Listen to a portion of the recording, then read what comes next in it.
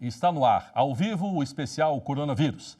A TV Justiça tem dedicado este espaço, sempre neste horário, para falar do coronavírus de um ponto de vista jurídico. Em outras palavras, trazer muita informação para você. Está em vigor portaria assinada pelo ministro da Saúde, Luiz Henrique Mandetta, e o presidente do Supremo Tribunal Federal e do Conselho Nacional de Justiça, ministro Dias Toffoli, que autoriza sepultamento e cremação de mortos sem a necessidade de um atestado de óbito. O objetivo é preparar funerárias para o provável aumento no número de vítimas da Covid-19 que venham a morrer. Os atestados vão poder ser elaborados em até 60 dias depois da morte de um paciente. E quem aceitou o nosso convite para falar sobre este tema é o delegado de polícia da Polícia Civil lá do estado de São Paulo e também professor de Direito Penal, David Sena. Olá, doutor, boa noite, tudo bem? Eu acabei de falar aqui de uma portaria assinada pelo ministro Luiz Henrique Mandetta e pelo presidente do Conselho Nacional de Justiça, o ministro Dias Toffoli, que autoriza o sepultamento sem ainda a emissão da certidão de óbito. Na prática, isso vai ser muito útil no dia a dia? Boa noite. Boa noite, Cristiano, e aos telespectadores da TV Justiça. É uma portaria que vai ajudar bastante na questão aí dos cuidados pós-mortem, né, das vítimas de Covid-19, porque o sepultamento ele tem um rito, né, que deve ser acelerado, né, para não fazer com que as vítimas, os familiares das vítimas sofram ainda mais, né. Então, eu acho que é uma portaria bem-vinda, né, que vai facilitar em muito o trabalho do poder público, né, para poder prestar esse tipo de serviço, né, o serviço funerário. E haverá algum tipo de prejuízo para as pessoas, para os parentes, para o poder público, em que esse atestado possa ser emitido até 60 dias depois do sepultamento? Haverá a possibilidade de algum tipo de prejuízo? Não, acredito que não. Eu acredito que amparada com essa portaria, o poder público pode fazer o sepultamento sem maiores problemas, e os familiares, eles também podem futuramente, né, abrir a sucessão, então os prazos vão ser todos dilatados, enfim, então não vai haver maiores prejuízos, né, fora os prejuízos normais de um luto, né, mas enfim, não vai haver maiores prejuízos para os familiares, não. Doutor, o senhor está em São Paulo, na cidade de São Paulo, falando com a gente via internet. Eu gostaria que o senhor falasse como é que está a situação aí, onde a concentração do maior número de vítimas do coronavírus. Vítimas que já morreram e vítimas que foram acometidas com a doença, com a Covid-19. Como é que está a situação em relação a sepultamento? Está sendo mais rápido? Está havendo um número maior de sepultamentos? Há um tempo determinado, sem velório? Qual a geral da situação, doutor? Então, aqui em São Paulo, né, o estado é muito grande, cada município, direito funerário, cada município acaba estabelecendo as suas regras, né, as suas leis próprias, né? E agora, com relação ao estado de São Paulo como um todo, há normas aí impondo aí, como eu posso dizer... São normas que regem todos os municípios, apesar do direito funerário ser programado pelo município, ser de responsabilidade do município, pode haver uma regra geral do Estado? O Estado pode impor uma regra geral aos municípios? Pode haver por conta do direito sanitário, direito da saúde pública, né? Então, o direito funerário, ele de regra é municipal, mas quando há aspectos sanitários de saúde pública, como o direito da saúde, ele é de competência tanto da União, né, concorrente quanto dos estados, então os estados eles podem legislar. Aqui no estado de São Paulo, eles legislaram a matéria, né? Então houve aí normas com relação ao cuidado que se deve ter com relação aos corpos, e aí os municípios eles têm estabelecido algumas regras especiais com relação à quantidade de pessoas no velório, né, a duração do velório. Aqui na capital, né, os velórios eles têm sido super rápidos, por conta também do trabalho dos próprios agentes funerários, né, que eles não conseguem, a demanda deles aumentou bastante aqui em São Paulo por conta da Covid-19. Então os municípios eles acabam legislando mais os aspectos da cerimônia, né, da cerimônia funerária, ao passo que os estados eles acabam legislando com relação aí ao direito à saúde, né, ao direito sanitário, porque esses corpos eles precisam de um cuidado diferente dos demais, né, dos demais sepultamentos. Agora, essa legislação ou essa determinação dos municípios, essas determinações podem ser feitas via decreto ou é preciso passar pelo Legislativo Municipal? Os vereadores têm de adoçar essa determinação. O que eu tenho percebido nos municípios, os prefeitos estão editando decretos. Acho que por conta até da situação emergencial, né, que vários municípios, inclusive, declararam. Então, eles acabam regulamentando a matéria por meio de decreto, né? Agora, é claro, eu acredito até que, por envolver aspectos do direito de saúde, o melhor seria até uma legislação federal, né, tratando de normas nacionais, normas gerais, né, para regulamentar a matéria, né? A gente poderia pensar numa lei geral da pandemia, né, regulamentando todos esses aspectos com relação, inclusive, ao sepultamento. E aí, é claro, tanto os estados quanto os municípios, né, os estados poderiam suplementar em algum aspecto a questão da lei geral e os municípios aspectos mais locais mesmo, né? Então, eu percebo que falta, talvez, aí, uma lei geral da pandemia para regulamentar todos esses aspectos, porque o que a gente tem hoje são normas, né, de diversas hierarquias, né, normativas, esparsas no sistema, né? Então o operador ele acaba até se atrapalhando, né? A gente tem muitas normas administrativas, inclusive portarias, resoluções, e que às vezes o administrador público, né, aquele que vai aplicar a lei, ele se atrapalha bastante, né? Há muita dúvida, né, com relação à aplicação dessas regras que estão sendo recentemente criadas, né? O senhor está falando de uma possível lei federal que teria de passar pelo Congresso Nacional, ser sancionada pelo presidente, é isso? Sim, eu penso que uma lei geral da pandemia, de repente, uma lei temporária, né, para perdurar durante a epidemia, a pandemia, seria algo importante, né? Inclusive, poderia tratar de alguns aspectos relacionados ao direito penal, né? Não só do direito da saúde, do direito funerário, seria um microsistema temporário, né? Para tratar de aspectos, né, nacionais, que eu acho que vão ser problemas que todos os municípios, todos os estados estão enfrentando e vão enfrentar. Então, eu acho que seria interessante, né, uma norma geral, né, criada aí pelo Parlamento Federal, no caso. Para você que está chegando agora, a TV Justiça, nós falamos ao vivo, direto pela internet, com o Dr. David Siena. Ele é delegado de polícia do Estado de São Paulo e também é professor de Direito Penal. A gente fala sobre direito funerário. Doutor, aproveitando que o senhor é delegado de polícia, se alguém bater lá na porta do senhor da delegacia falando, olha, o velório do meu pai, do meu irmão, da minha tia, da minha mãe, está programado para durar só 10 minutos, mas ele merece mais que isso. A polícia pode fazer algo em relação a isso? O que eu estou tentando dizer é o seguinte, o decreto municipal pode determinar o tempo do velório ou até a não existência do velório? Não só pode, como deve.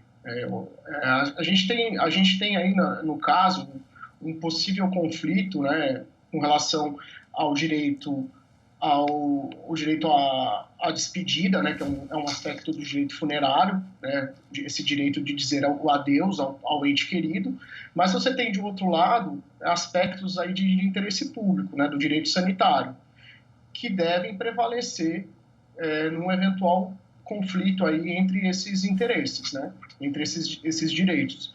E então eu acho legítimo, acredito ser legítimo qualquer regulamentação especial, tendo em vista esse surto, essa epidemia, nesse período. Eu não vejo como os familiares possam legitimamente se insurgir, né? A gente respeita, a gente sabe que é um momento de muita dor, de muito sofrimento, um momento de luto, enfim, mas nessa hora tem que prevalecer o interesse público, né? O interesse da saúde pública. que então eu acho legítimo. Agora eu repito, né, volto ao ponto, seria até talvez mais interessante aí, para até ter uma ampla divulgação nacional, né, uma lei geral que pudesse, né, colocar de forma, vamos dizer, uniforme todas essas questões, né, com relação não só ao direito ao sepultamento, né, como também com relação às cremações, né, que podem ser necessárias, como em alguns outros países, né? Então eu acho que seria interessante uma lei nacional. Agora eu não vejo como os familiares se insurgirem, não. Doutor Davi, a gente tem algumas perguntas já gravadas aqui. Os nossos telespectadores mandaram algumas perguntas. A gente vai passar a primeira delas, são 3 no total. Se o senhor tiver algum problema no áudio, enquanto tiver a pergunta, o senhor pode falar para mim que eu repito a pergunta para o senhor, tá bom? Como eu disse, a gente recebeu alguns vídeos de telespectadores sobre esse assunto, sobre direito funerário. E nós vamos agora passar a primeira pergunta do engenheiro Carlos Eduardo Correia. Pode rodar. Nesse momento, como devo agir se eu for a algum velório? Ou melhor é não ir? Conseguiu ouvir, doutor? Consegui sim. Então, alguns países, né, eles estão adotando, vamos dizer, um velório virtual, né, que se entende o mais seguro, né, o mais asséptico possível, né. Agora, no caso da pessoa entender por dentro, ir ao velório, né, é claro, manter a distância, porque com relação ao corpo, né, ao corpo da vítima, o risco do contágio ele é praticamente inexistente, né? Porque há todo um cuidado com esse corpo, né? Esse corpo ele é colocado no invólucro, né? Ele depois é colocado na urna funerária lacrada, ele é entregue para os familiares lacrado, né? Então não é possível abrir essa urna funerária. Ela é inclusive sanitizada, né? Então não há com relação ao corpo não há perigo de contágio. Agora, o problema, né, são as aglomerações que podem ocorrer no velório. Então, manter a distância recomendada pela Organização Mundial da Saúde, que me parece aí de no mínimo 1,5 metro de distância, né, evitar grandes aglomerações, né, se perceber que o velório, né, não está comportando o número preconizado, que são de no máximo 10 pessoas, também evitar ir. Então, enfim, é mais o cuidado que se tem que ter com relação aos familiares, né, e amigos próximos que estão ali prestando as homenagens e exercendo ali o direito da despedida. É mais o perigo está ali, né, não com relação ao corpo, né. O corpo ele está de certa forma isolado, então não vai representar riscos para a saúde, né, dos familiares e de qualquer pessoa que esteja participando da cerimônia. Doutor Davi, o senhor falou de um assunto interessante, de um ponto interessante, que é esse isolamento do corpo aí. É sobre isso que eu queria fazer a pergunta, é a minha dúvida. Nós falamos aqui de competência do Estado, relação mais de forma sanitária do caso, e a competência ali dos trâmites do velório. O tempo de velório, o impedimento de velório, que é mais por conta dos municípios.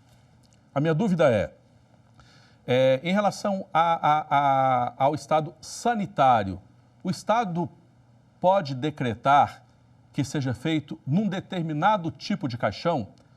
Deve ser de madeira ou de aço, de chumbo, seja lá do que for. O Estado pode decretar algo nesse sentido? Sim, alguns países têm adotado, né, a urna funerária, né, o chamado caixão zincado, né, que seria o mais apropriado, que é aquela urna funerária que é utilizada para transporte aéreo, né. Então ele poderia, num momento como esse, né, impor, né, aos serviços funerários a utilização desse material.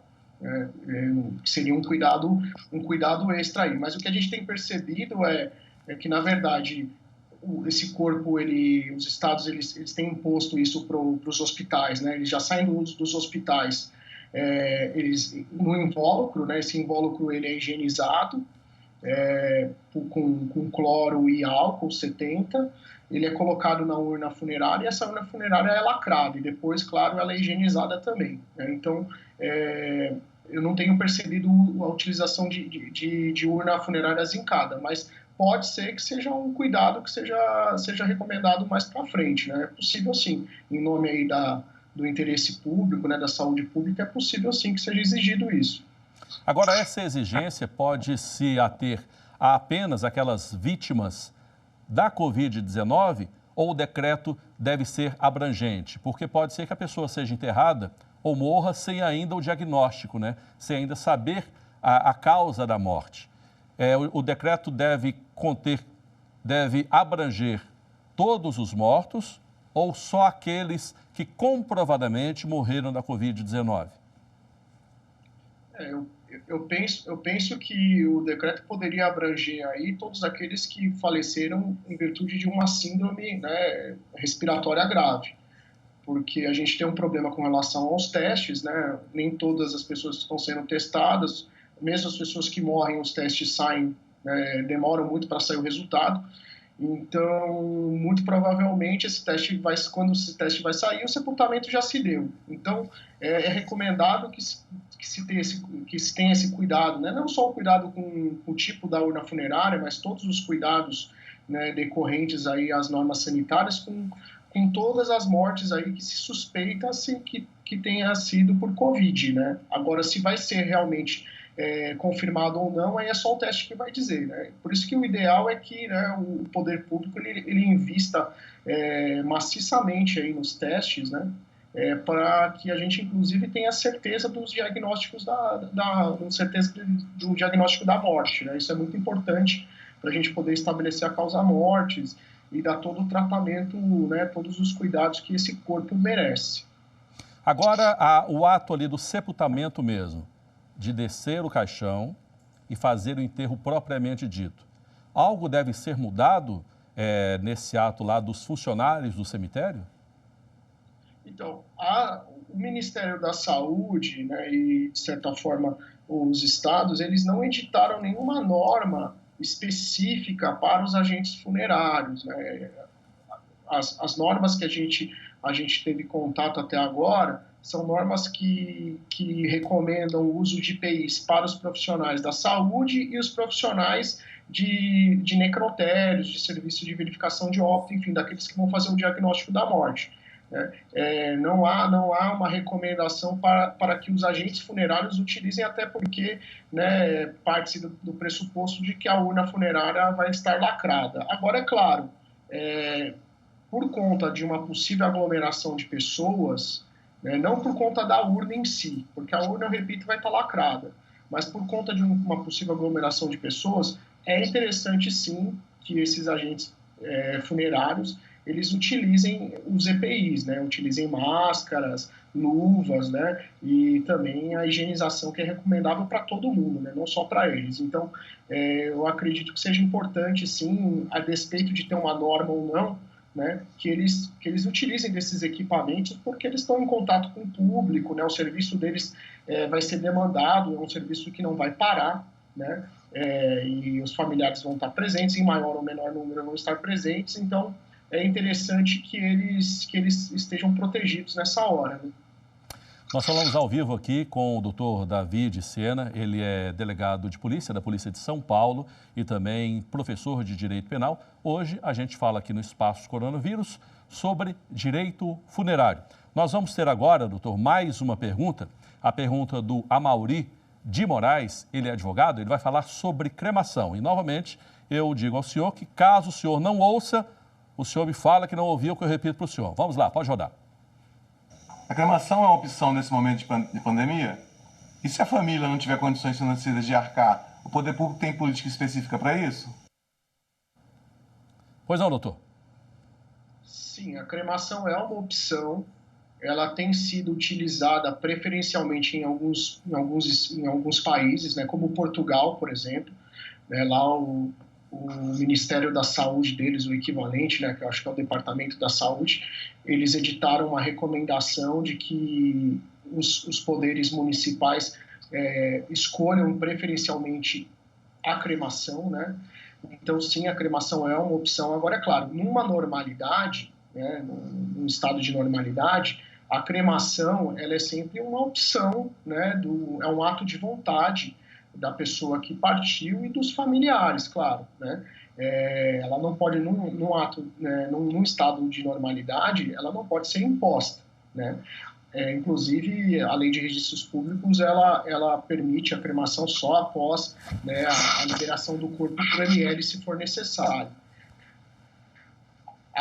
Agora, no caso aí de uma pandemia, a cremação, a própria portaria conjunta do CNJ com o Ministério da Saúde permite a cremação independente até mesmo do atestado de óbito. Então, a porta está aberta, é possível sim a cremação, né? Agora, é claro, a gente sabe que a cremação ela é um processo custoso, né? Ela custa, eu fiz um levantamento, ela custa aqui em São Paulo, né, a partir aí de R$6.000, de 6 mil a 10 mil reais. Então, é claro que o poder público ele vai ter que arcar, se ele impor a cremação, né, ele vai ter que arcar com esses custos, né, talvez por meio de convênios, enfim, com os crematórios, vai ter que arcar com esses custos, porque os familiares eles não vão poder ser obrigados, né, porque a maior parte da população não vai ter esse recurso, né, não vai ter esse montante para arcar com os custos de uma cerimônia de cremação. Então, na atual situação, os familiares não podem, por exemplo, recorrer à justiça para que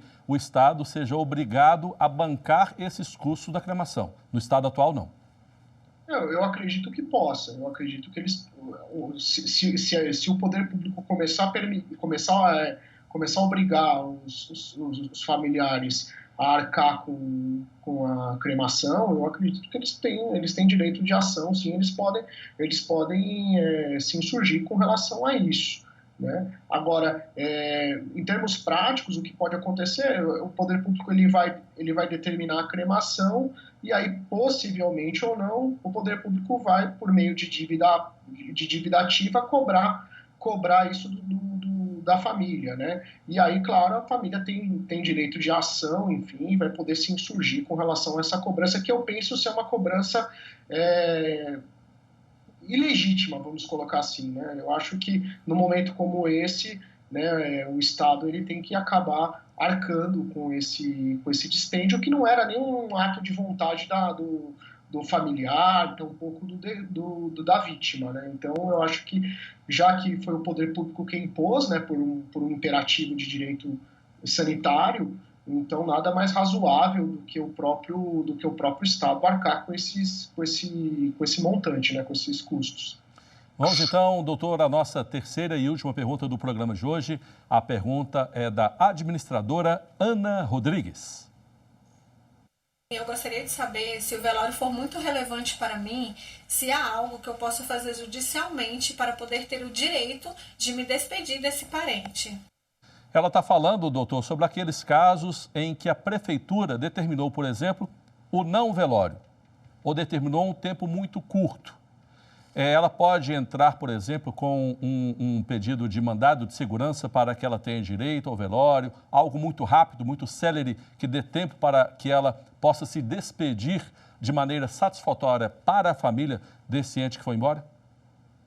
Como eu disse, eu acredito, o direito de ação ela pode ingressar com uma ação, um mandado de segurança, me parece aí o caso, né, para se insurgir contra essa determinação, né. Agora, com relação à duração do velório, enfim, e outras restrições com relação ao velório, eu acredito que o judiciário não vai poder modificar muito a decisão do administrador público, né? Porque, salvo o melhor juízo, uma decisão como essa vai estar, inclusive, entrando no mérito do ato administrativo. Então, acredito que o judiciário pode, de certa forma, garantir o direito, né, à despedida, né, o direito de dizer adeus, pode, né, porém, com as restrições, respeitadas as restrições do poder público municipal, sobretudo, que é quem, né, compete disciplinar, regulamentar toda essa matéria. Doutor, a gente passa por um período inédito, né? Uma pandemia mundial dessa natureza, agora, recentemente, não houve nada semelhante. A gente passa também por um estado de calamidade no Brasil, um estado de calamidade sanitário aqui no Brasil. O senhor prevê que dentro dessa situação, do atual cenário, tanto a polícia, o senhor vai trabalhar com isso ainda durante um bom tempo, vão entrar alguns pedidos policiais, o senhor vai trabalhar com esse tema, e o judiciário vai se ater também a esse tema durante algum tempo, direito funerário por causa da Covid? Eu acredito que sim, especialmente a questão das exumações, por aí de notícias posteriores, né, de mortes violentas. Doutor Davi, só um minutinho, por favor. Eu gostaria que o senhor repetisse o início dessa resposta, porque ficou um pouquinho travado por causa da internet. Repetindo a pergunta para o senhor, o judiciário vai ser visitado por este tema? O senhor prevê isso? Eu acredito que sim. Eu acredito que o judiciário vai ser muito acionado nesse período. A polícia também, né? Eu acho que a tendência é que tenha os pedidos de exumações, né? Muita discussão com relação a diagnóstico de causa-mortes, né? Porque até então a gente tem um cenário aí meio cinzento, meio de dúvidas, né? Então, até a sociedade se pacificar, né? Essas questões todas se pacificarem, eu acredito que as instituições, né? O judiciário, a polícia judiciária vai ser bem acionados, né? Vai haver uma demanda muito grande nessa área. Voltando ao que a gente falou lá no início do programa, sobre a portaria assinada pelo ministro da Saúde e pelo presidente do Conselho Nacional de Justiça, quanto à suspensão ou a não obrigação da emissão do atestado de óbito assim que a pessoa for enterrada ou antes da pessoa ser enterrada, e sim a 60 dias a contar do dia em que a pessoa for enterrada, no fim das contas, a quem deve competir essa emissão do atestado de óbito? Ou até 60 dias, ou no momento do enterro, se for o caso?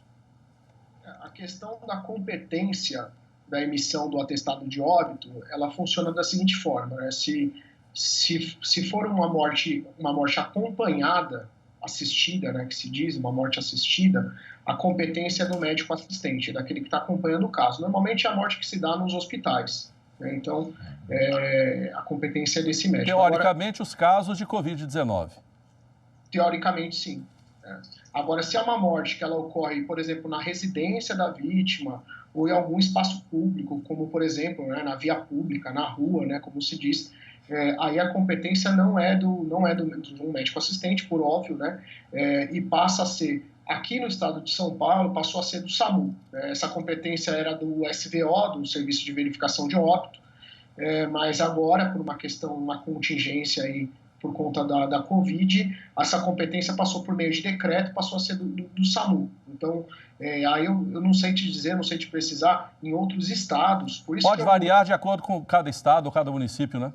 Exatamente, por isso que eu acho que seria bem interessante uma lei geral, né, para, de certa forma, uniformizar a matéria, né, para você ter uma autoridade competente... Que abranja o território nacional.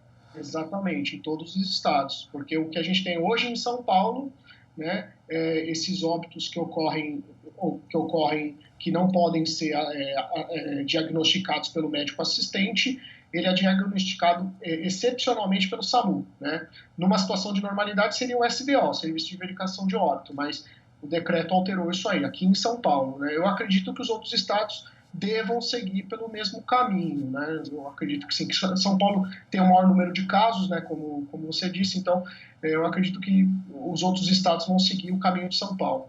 Só para encerrar então, doutor, o senhor tem notícias do número de pessoas que chegam ao Instituto Médico Legal, de corpos que chegam ao Instituto Médico Legal, aumentou nos últimos dias aí em São Paulo?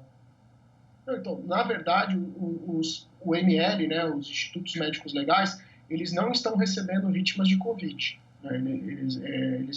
Há uma determinação expressa nesse sentido. O ML ele só diagnostica mortes violentas. Então, o serviço de ML não está recebendo. Né? Então, naturalmente, esses óbitos seriam diagnosticados pelo SVO, mas por conta dessa excepcionalidade da epidemia, estão sendo diagnosticados pelo SAMU ou pelos médicos assistentes nos hospitais, né? Se a morte se dá nos hospitais e o médico tem condições de de diagnosticar como Covid. Na prática, a vítima, então, que morreu, sai do hospital, vai direto para o velório, para o cemitério.